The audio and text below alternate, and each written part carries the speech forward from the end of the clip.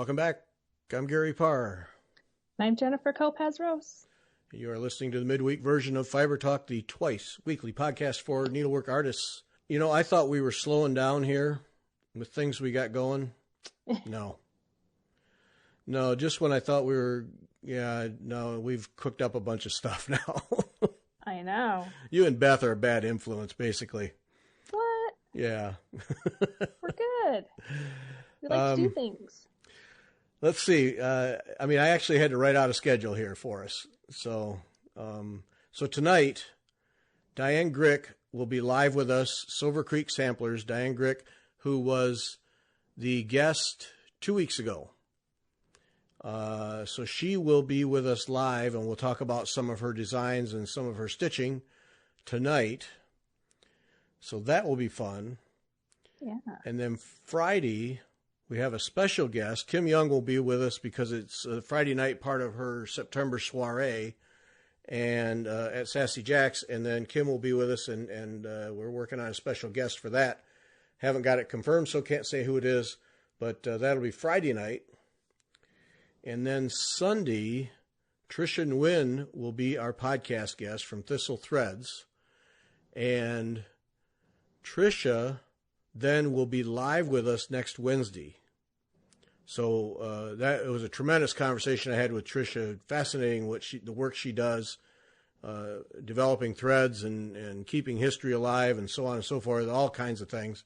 And then next Wednesday, then she'll be live, so we'll get to see some of her work and hear from her live and get more of that. So that's and if you wonder about, just look up Thistle Threads, and Tricia is probably really well-known, more well-known than anything for her caskets, her stitch caskets projects.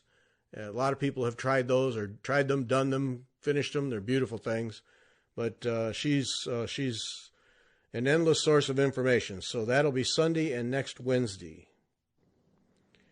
Nice. And then on the 28th, we're starting a new thing. Don't know how long this one's going to run. Don't know if it's going to be live. But on Monday nights, we're going to do Fiber Talk Monday Night Hearts. And it may be just as simple as we're just all going to say Monday nights we're going to stitch hearts. But it all started with Gay Ann Rogers' Patriotica Hearts series, her 4 hearts. Yeah, those are gorgeous. Yes. Were you able to get those? No, I didn't. I didn't try because I bought the Dawn to Dusk and I bought the Royal Garden and I have to stop somewhere. So you stopped there. Okay. Yes. All right. But they're beautiful. They are. I drooled, but yeah, I had to put on the brakes because, Yeah, self-control helps. Yes. Mm-hmm. Mm-hmm. So we're going to do that on Monday nights. We're going to say that if you want to participate, you stitch on hearts. And it doesn't have to be Gay Ann Rogers Patriotica. You can do another Gay Ann Rogers heart. There are several of them if you own them. Or you can do another heart-based needlework. Doesn't matter. But the theme is hearts. Nice. And I'm toying with having some kind of a Zoom or some kind of a live session where people can sign in and have conversation. But for right now, we're just going to have the event. And how it manifests just has to be determined. I just haven't had time to look into what it's going to cost to set that kind of a thing up. But so Monday Night Hearts is what we're going to do. And then we will have a hashtag, and then you post your progress on Instagram. That's for sure. So you work on your hearts thing and post your progress. FT Monday Hearts. That's what it is. FT Monday Hearts. And then that'll be our hashtag on Instagram so we can share what people have done, whether we have a live thing or not. Just not sure if we're going to do that. Too many live shows. So, but they're fun. So get your heart things together. So we're going to start that on the 28th of September. And that'll be Monday Night Hearts. And we'll just let it run till we get bored. Or maybe we never get bored. You never know. Finish or no, Jenifer, no, finish. What's that? You'll never finish. No, I'm doing a wedding sampler for my husband and I, and it's a Doreen Jones cross stitch piece, and it's swans, and they make the heart shape whenever they are facing each other. Right. And then the larger piece is kind of a heart shape in a way. So there you go. That qualifies, right? Darn right. Yep. Yay. You're in. Yeah, we'll be married 20 years in December. Outstanding. Wow. I know. Doing good. Yay for you. Yeah, you got a heart project. You're in. Nice. There it is. Good stuff. Like we're going to not let somebody in who isn't stitching hearts, It's just... I know. It's just a theme. It gives you maybe you have something hanging out and you're like, oh yeah, okay, I could start that, know? Right. So gives you a reason. So all the people who got the Gay Ann Rogers Patriotica hearts, we're going to have effectively a weekly stitch along with that. And then if you have a heart, anything else, 2 swans kissing, that counts. There you go. Yep. Yes. So that's coming up. And then this is the one we cooked this up.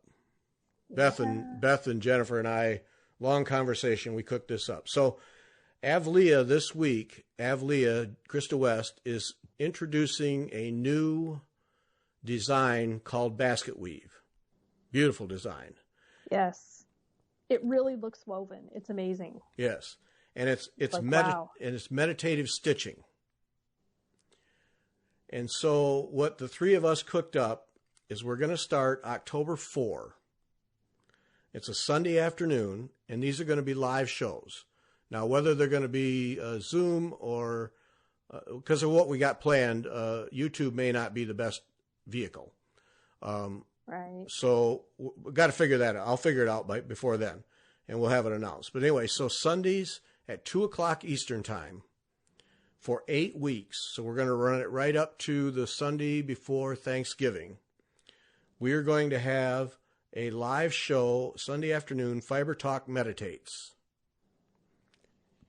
Yeah. And so it's going to be meditative stitching. So you got somebody who, you can do, what is it? We're going to have somebody who can do breathing exercises, meditative breathing. Right. You got somebody who we might be able to use at least recorded material that is just meditation. Right. And like real short, like 5 minutes. Yeah. This isn't. Yeah, you're not going to. This isn't like half an hour. Yeah, no. No, just a snippet. Just little bits, just to give you some idea. So breathing, meditation, and then we're also working on someone who can give us simple stretching exercises for stitchers so that it's repetitive, for repetitive stress. Right. And so the plan is to do it for an hour and mix those things in with quiet stitching and then conversation. So a real mixed bag over the course of an hour, all under the guise of meditative stitching. Right. So. Yeah, I think it'll be fun. We'll see how it develops. It'll be interesting. And that's going to be live. That's going to be a live show. Just got to figure out the platform for that so that the most people can participate. But, so that's going to start October 4, 2:00 Eastern time. So it'll be every Sunday afternoon at 2:00. And, that's going to be fun. And, so I'm going to do the basket weave. Now, Krista West will be introducing this chart this week, and she has put together 3 colorways. So she originally just had one colorway, but then when we cooked this thing up, we asked her to put together 2 other colorways. So you can do one of those, or it's a pretty simple pattern. There are 4 colors? Is that right, Jenifer? 5. 5 colors. And so you can just make up your own combination. I mean, you can do it from stash, whatever. Mm-hmm. And but she put together 3, so you'd have a choice, and then you can do your own. So, and it's a beautiful piece, and it's the kind of thing where you can make it just as big as you want. Yeah. Yeah. And then what are you doing? Whatever. What are you doing with yours? So what I'm going to do, I need a little footstool for my little dog Sophie to jump up onto the sofa with, and so. And I've been kind of thinking about it for 2 or 3 weeks. And then this came along. I was like, oh, that's perfect. What I'm going to do is I have this cotton, these huge cotton spools of weaving cotton that I had bought a couple years ago to make like kitchen towels on my loom. Oh, But wow. I never did it because I don't know, something else caught my eye. It just didn't happen, you know. So I went down and I was looking, and this weaving cotton, it can take a little bit of wear and tear because it's meant to be washed over and over and used in the kitchen and not fall apart. So I thought that doing a basket, instead of doing cross stitches, do it more of the tent stitch, I guess is what it is, just the half of the cross, you know? Right. And do that I'm using 14 count Aida, and make a cushion cover and make my own footstool for Miss Sophie. There we go. Because she is spoiled. So yeah, so I played around with my with the colors I had. I've got 2 shades of green, 2 shades of purple, and a gray. Yeah, you already have your color scheme all put together. Yep. I do. Like, we talked about it, and then that night I couldn't sleep, and I had to go down to the basement and look at all my fiber and decide what I was going to use, and then I could sleep. But then the next morning I got up, and instantly I pulled out all my stuff and started playing with what colors are going to go where, because you can use the same colors, and the different ways you place them creates a completely different pattern. Yeah. So, which is really cool. And then I got out my quilting software and put the pattern in there and switch the colors around to make it go faster. Instead of having to stitch it all, you know? Yep. But yeah, So, okay, so you're going to do tent stitch. So basically you're going to do basket weave, needlepoint basket weave. But I didn't know you were going to do it on Aida. Yeah, I'm going to do it on Aida. It makes it kind of flexible. And I had some Aida to play with, and I had some other canvas I played with, and it was too loose. And, you know, I went to the store and used a coupon and got a big, huge piece of Aida for like $5. Oh.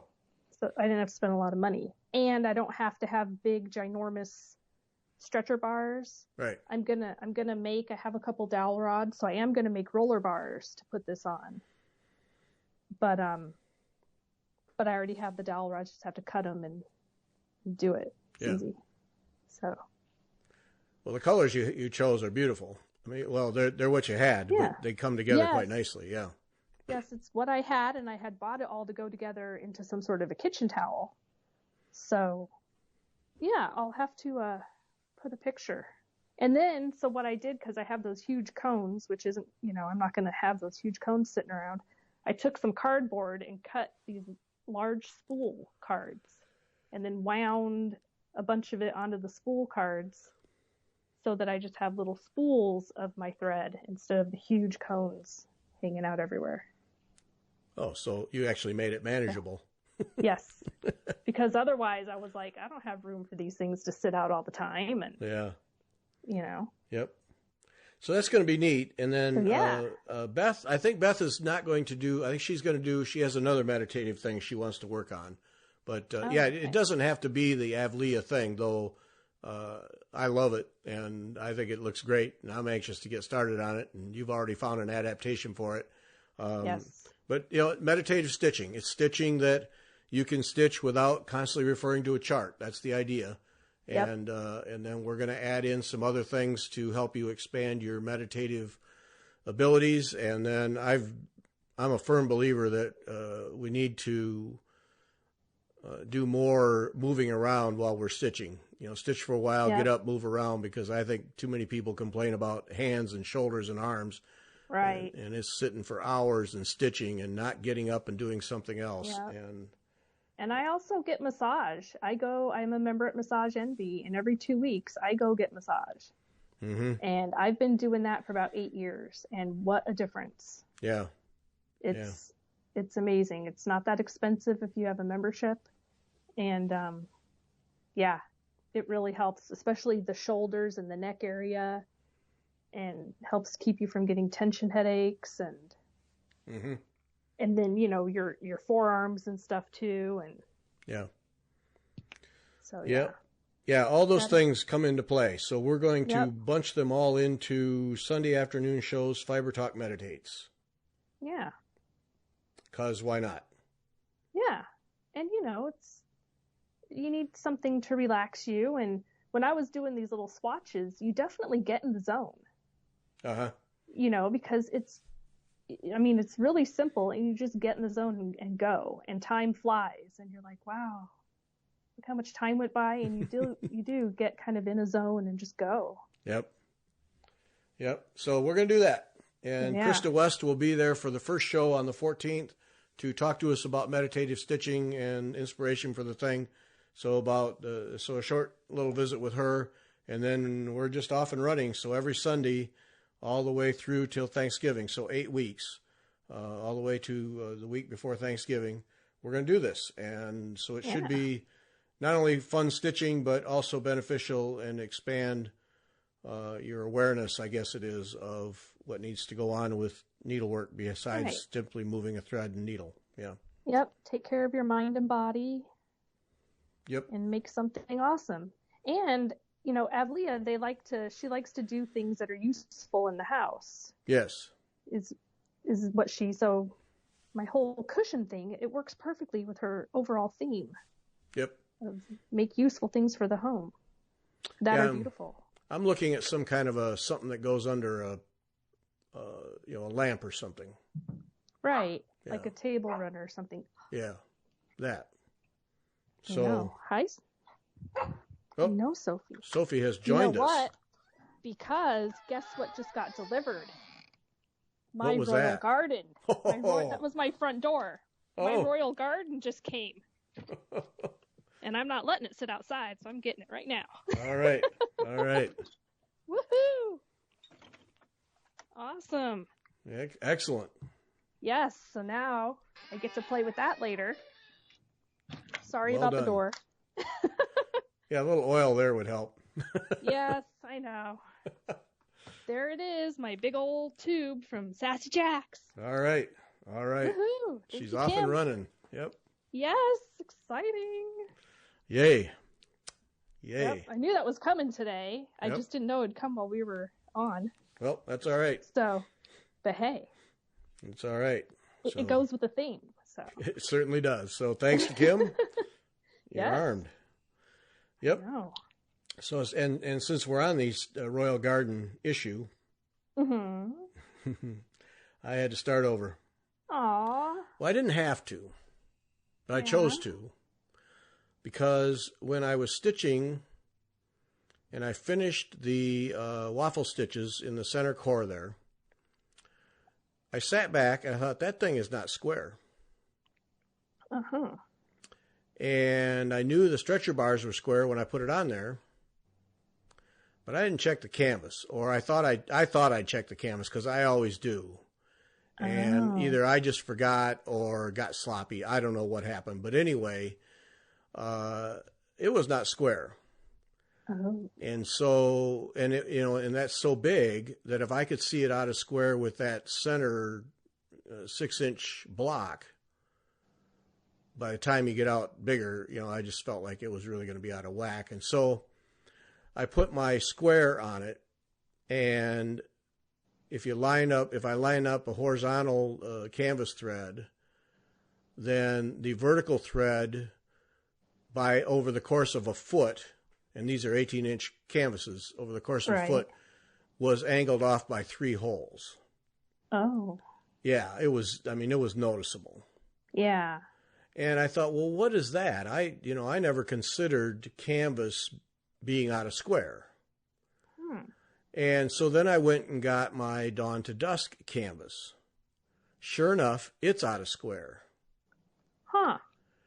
And then I thought, well, what's going on? How come I've never noticed this before? So then I got some other projects, not that I don't have several projects in the works, but I got 4 other projects out that are partially done. 3 of them are dead on square. The canvas is just dead on square. And the other one is really out of whack, like 4+ threads out of square. And so that, so then for me, I I want that square. I mean, I work to have the stretcher bar square and everything. Right. So then I start tugging on the Royal Garden thing, thinking, all right, with tacks and a little muscle, I can get this thing to square up. But no, it was not going to give. It was simply not going to give. So it was, all right, stitch it and finish it that way or get another canvas.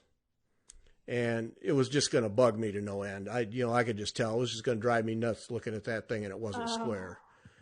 And so I just threw it away. And got another canvas. Welcome Stitchery, my local store, came to the rescue. Monica had canvas and threads. And so I got those the next day. And by golly, that canvas is not square either. Is it just you have to pull it more? No, because you can't. It's stiff. I mean, it starts stiff, so no. You can't just pull it, because that's what I thought I would do. And then I thought, all right, I'm going to keep pulling on this, and pretty soon I'm going to have this canvas that's all stretched and the edges are all wonky. And so I asked people, and apparently this is an issue anymore. You got to watch your canvas that they're not always going to be square, and it's become more and more of an issue. And when they finish the canvas and roll it on those big rolls to ship out, it doesn't always stay square. And the only reason I worry about it and care about it is I don't want someone blocking my piece at the end if it's going to be framed. Right. I think I should be able to put it on square, hold it square through the whole stitching process, and take it off and not have to have it blocked. And I even went and got out my Anasazi song, which is finished. And I thought, if this thing is not square, I'm going to scream, because I know I had checked it. And now it's been sitting in a drawer for months now. And I put the square on that. It's dead on square. So nice. There's no need to block it in any way, shape, or form. Right. And that's what I want. So then it was, all right, and I posted on Needlepoint Nation, and it became clear that the only way it was going to get square, this new canvas, was if I blocked it. Okay, and that involves water, right? Right, right. Because I'm kind of a newbie. I mean, I've done those couple of painted canvases, but this is my first time ever doing counted needlepoint. I've never done it before. Yeah. So I'm new. Well, all right. So I don't have a blocking mat and pins. Okay. Because that gets to the blocking board with the grid on it that you would use for knitting or crochet or needlework, actually, any of it. Right. So I thought, all right, then I'm going to wet and thoroughly wring out a washcloth, and I'm going to tape my canvas down on my table, and then I'm just going to lay the washcloth on there and lightly wet the canvas to see if it will give and see how much it will give. Okay. Right. Okay. Well, that works. You don't want to totally soak it, because then it'll take everything out and make it floppy. And that was my concern. Right. Okay. Right. And that was my big concern, is I didn't want to lose the stiffness of the canvas. Right. So I did that, but I wasn't smart. I was laying the cloth over the thing and going around corner to corner to corner, and ignored the fact that the middle was getting wetter than the edges. Oh dear. Yes. It's like, what do I know? I'm just faking it here. It's a Sunday night and I'm faking it. So anyway, it got wet enough that I could then adjust it. Okay. And I could get it adjusted square. Okay. So then I had tape. I had my artist tape and I had painter's tape. Well, that doesn't stick well to canvas, particularly if it's wet. Right. So that wasn't holding particularly well. So then I got out duct tape and kept it in the 3-inch margin. So I knew that if any glue got stuck on there, that it would be in the 3-inch margin. But I did not want to use duct tape. I got it square enough, like closer. Okay, but then it wasn't evenly wet, so it was drying funny. And it started to bubble up. Oh dear. Like there were, just raised spots that had dried faster or wetter or whatever. So it was not drying evenly, and it was not held evenly because I didn't have tape, the entire way around. And because you don't have the same amount of sizing in each section, it loosens the fibers in an uneven manner. Right. And I had to wet it evenly, so that's why people spray it. That's why people spray water on, is to control how wet it gets. Right.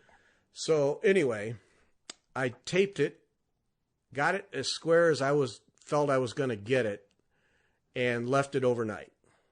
Okay. So it was thoroughly dry. So in the morning, I went back, took the tape off, and it came right off. I didn't have to worry about glue. Oh, good. So that worked out. But it had dried unevenly and was kind of wavy. So I thought, okay, all right, at least I got it. I can put a square on there, and it's pretty close. But some of the threads are wavy. All right, so I'll put it on the stretcher bars, and with some muscle and some tacks, let me see how I can do. Right. And so I got it. It's within a half a hole to a whole square over a foot distance. Oh, that's good. I'll take that. Yeah, that sounds almost perfect. Right. And then it's the warps and the wefts and spots are wavy, but I pulled and tugged and got them fairly straight, like not noticeable. And then I'm using the Adjust-A-Frame stretcher bars. So then I got it on there, and then I turned the screws to expand it out, and I got it. It's certainly usable. It's much better than it was, and it's certainly usable. It did lose some of the stiffness though. Right. And so I stitched last night. I stitched the Scotch stitch square that you start with. And as I was making my way around, the canvas was getting a little loose in the center. But with the Adjust-A-Frame things, I was able to tighten it up, and it's now drum tight, and it seems to be staying there. So I have a canvas. I have a canvas that I can stitch on. It's square, and so I feel like I can go forward. Nice. So here's a question: when you eventually get this thing done and you take it off, are those funky spots gonna pucker and do things that you don't want it to do? I have no idea. I hope not. I'm just asking. I haven't a clue. Some professional needlepoint person will probably know. I hope not, and I hope that as a function of it being stretched drum tight over the course of time, that will give out. Right. And then I'll be okay. Then I was wondering too, can you take like those places that lost some of the sizing, can you use like starch, like spray starch or something to stiffen it back up? Is that what they use? Is that like, could you spray a little bit of spray starch in that area? See, I'm not sure. It's my understanding that you can't do it effectively because the sizing they put in permeates the threads. Right. So to put it on the surface is really just kind of Band-Aid over. What if you put something hard and that won't soak it up behind it in that little section, like a piece of plastic or something, and then kind of sprayed it or spot, like you could spray some of the spray starch in a bowl and take a Q-tip and spot do it so you could really soak those threads and then let them dry? I mean, I don't know. Is this something that can be done? I don't know. I don't know either. That would take somebody with a whole lot more expertise than my guesswork has. Yeah. So. Or you'd have to take a scrap piece of canvas, do the same thing to it, and then try it and see what happens. Yeah. You'd have to do an experiment. You have to put your science brain on. I know. Well, and I thought about that, and I thought, well, I'm just going to try.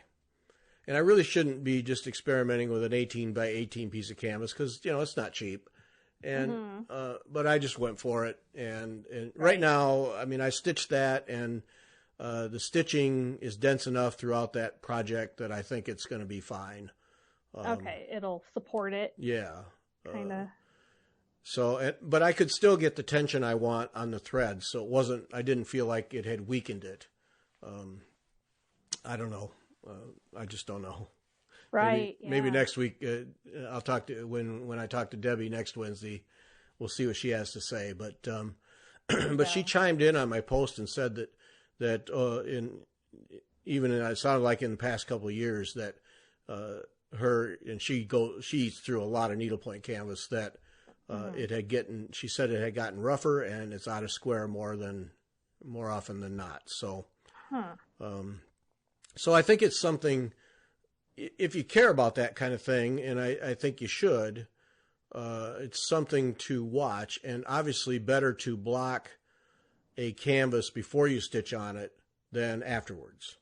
Right. Because then you don't risk the bleeding of colors and threads that won't hold up to getting wet and that kind of thing. So. Right. Yeah, I've been looking at my Dawn to Dusk one while you're talking here. I can kind of like put it in the light and turn it sideways and see the lines. Mm-hmm. And it looks like it's pretty good. Okay. It looks like I got it on here good. So, yeah, you're probably okay.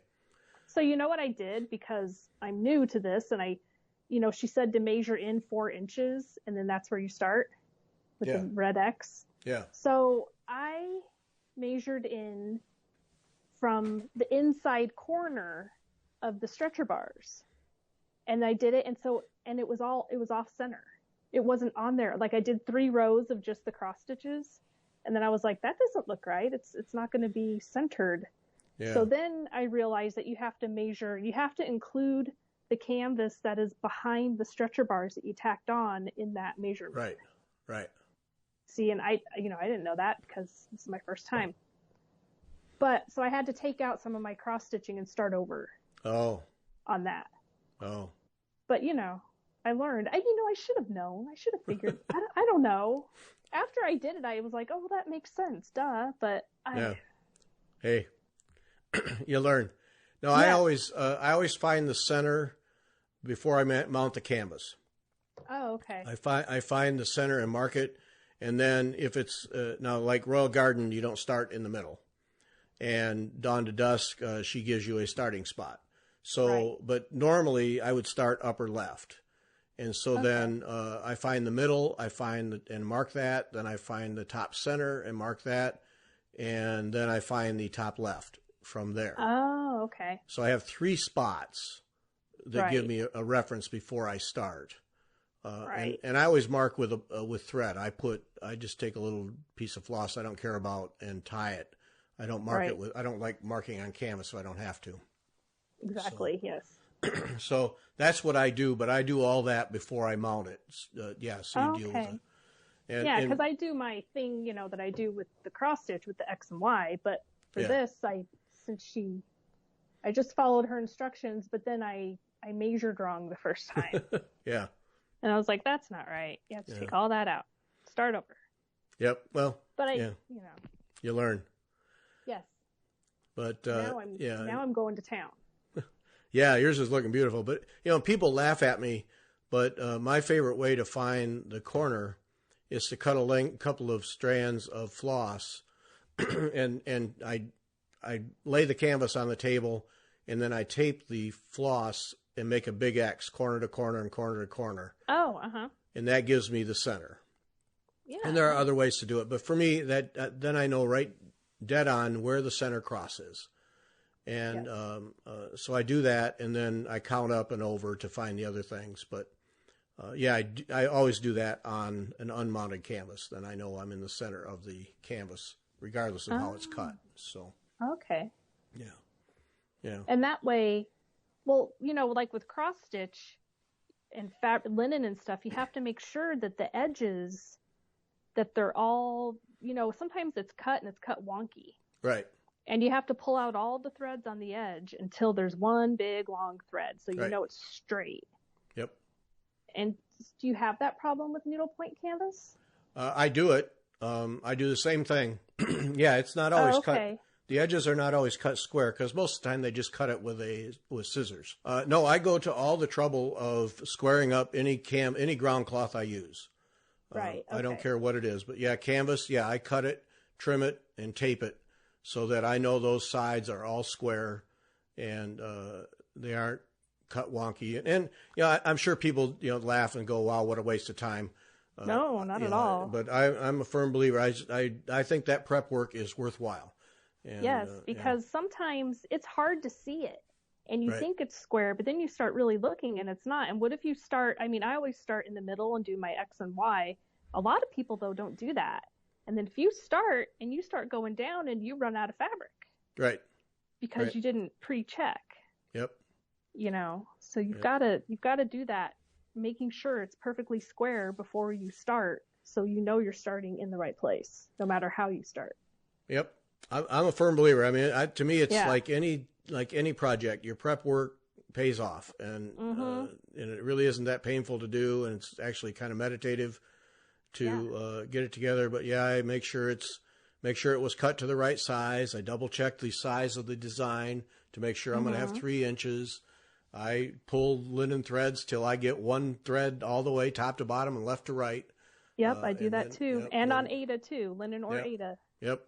Doesn't matter. Then I serge it. I zigzag it because I don't have a serger, but I zigzag it to make sure it won't fray. And I do the same thing with needlepoint canvas. I get all the threads organized, put them in bags, marked, everything. I mean, I make sure I have everything I need and I know where it's at and how it's at before I start. Yeah. I like mine all organized too. Yep. I like it all organized. I bobinate, or I put my silk stuff in the little baggies. Yep. I keep it all organized. I don't like because your threads can get damaged, especially silk. Right. And I feel that needs to be protected. And I'm not one that likes to do the laying of the threads all over in a big pile. And no. That would make my brain explode. I can't handle that. Yeah. No, and all my working threads for projects, I have a basket on the table, and that basket is where the threads go, and then they're covered with a towel, and they stay covered unless I'm using them. And I cover up the work that I'm working on. Yeah, I'd go to all the trouble, all that stuff. I think it's worth it. Somebody asked in one of the posts, and of course I didn't remember the name, but I did say I would talk about it, how I knew that the canvas was out of square. And I went and bought a square, like a carpenter's square, right? From Home Depot. I just bought a cheap one, and it's the long side is a foot, and the short side is 8 inches. I think it is 6 inches, 8 inches. But anyway, it's small enough that it's I don't have to have a special hook for it or something. And and so you just lay it on the canvas and just line it up, and if threads are lined up along the edges of the square, then it's square. And then I use that for stretcher bars too. Right. So I make sure that my stretcher bars are square when I put the canvas on, so that I'm not lining something up with something that's out of square and then pulling the canvas out of whack. So I used my quilting rulers for that. Yeah. I have big, like 9-inch square quilting rulers. Yeah. Okay. And I stuck my quilting rulers in the corners and made sure that they all, like on the inside, of the stretcher bars, I made sure it was all square. Yep. Because that's what I had handy. Yeah. Well, as long as it's, square piece is square piece. So. Right. Yeah. And I mean, you can do it with a piece of paper, for crying out loud, if you want to.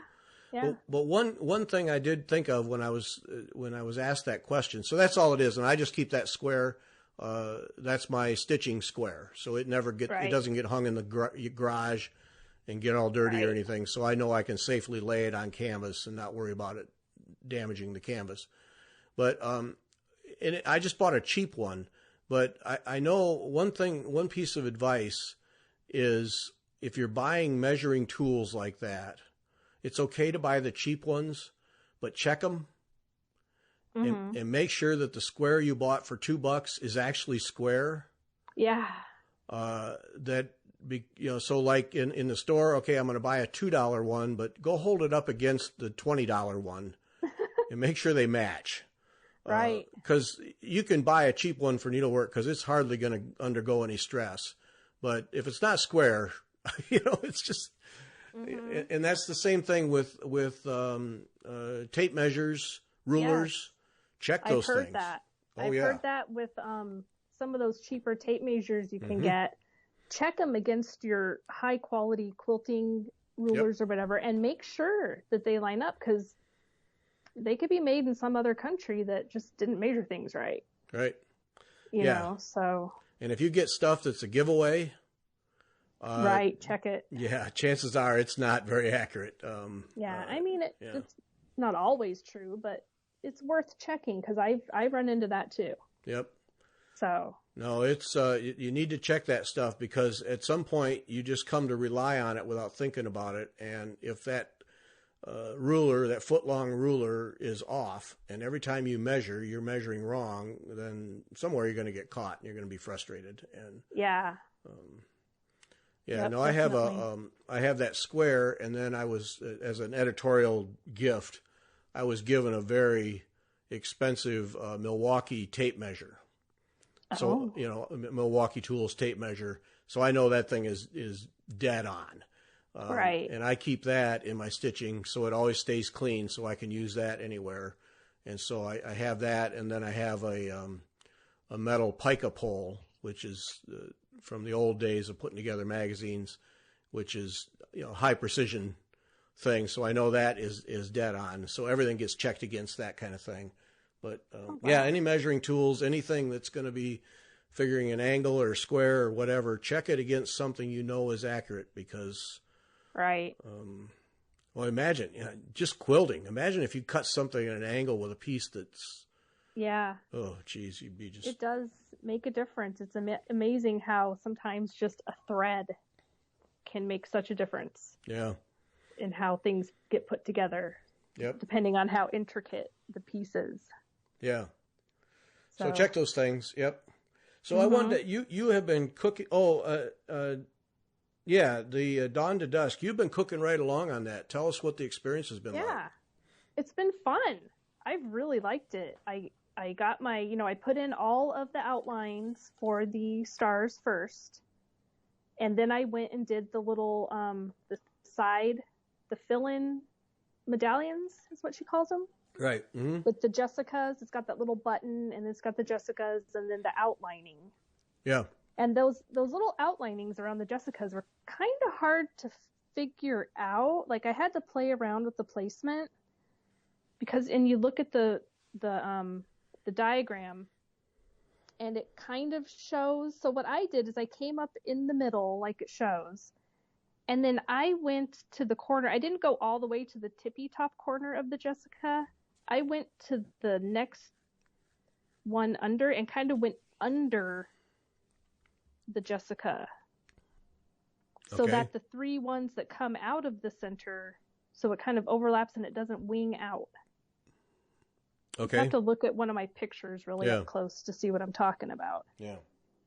But I played with it a little, because I was like, I couldn't quite figure out how many threads to go over and stuff, but I think I've got it right. It looks good. It looks like it does in the looks pictures.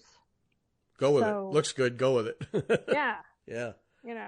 But you're cooking right along, and yours is looking beautiful. We all knew it was a beautiful design, but then, the stitching process then, is it going together the way you want it to? And it clearly is.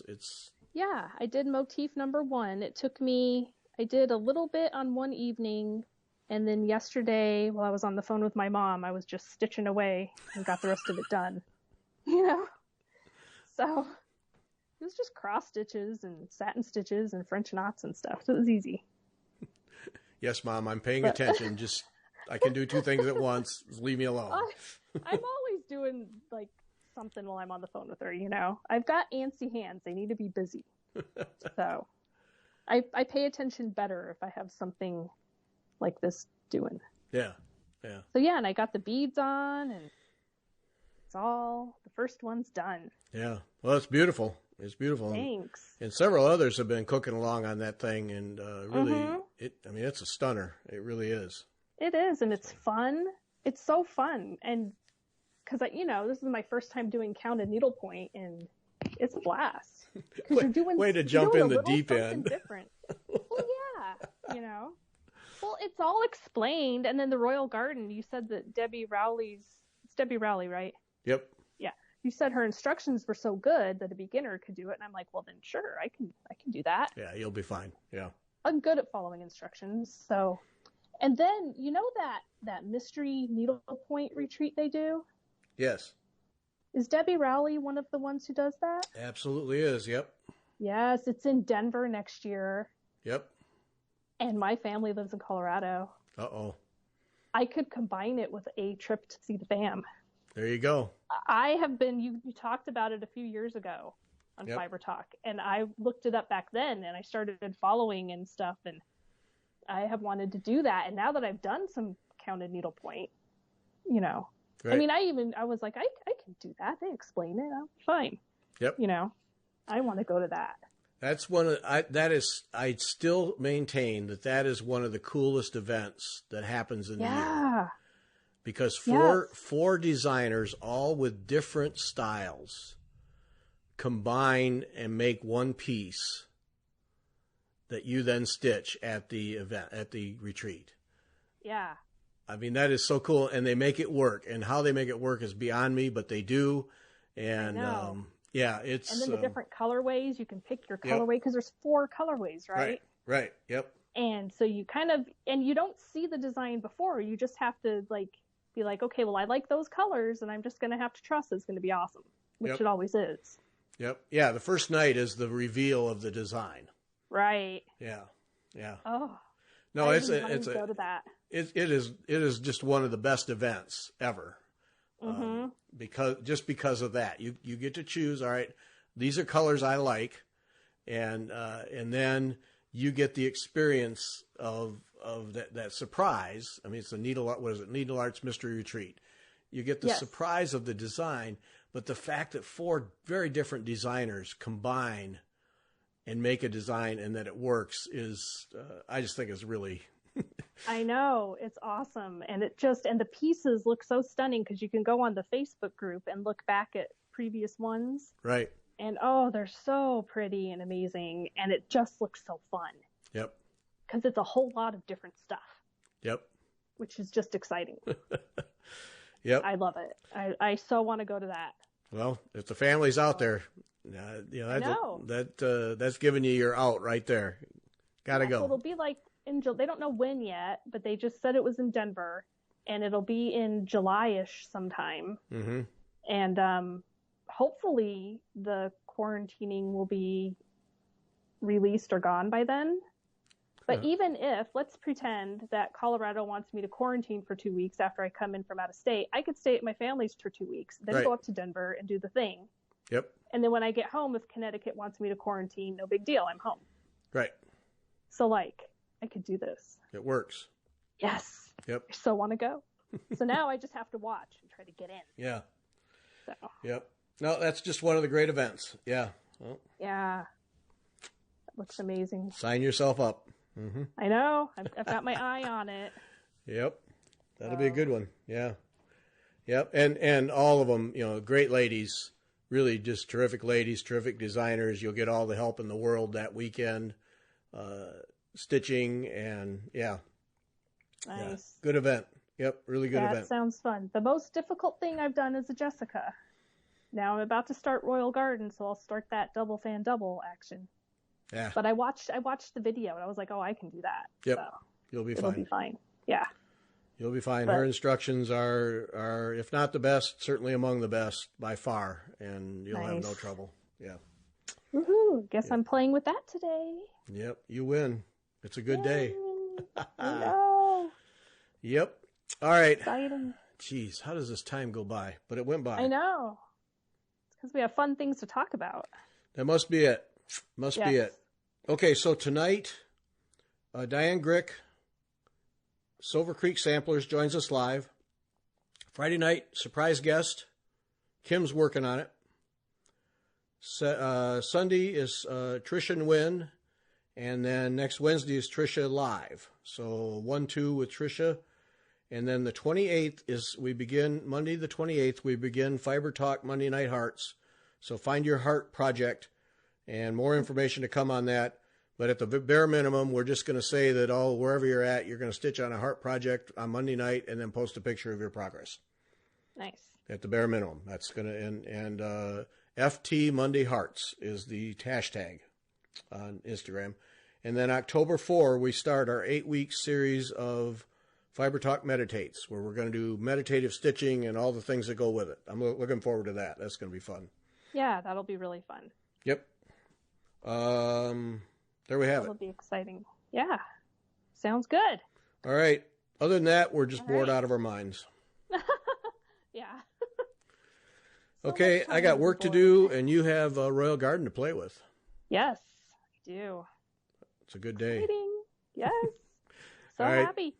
Thanks for listening. All right, bye.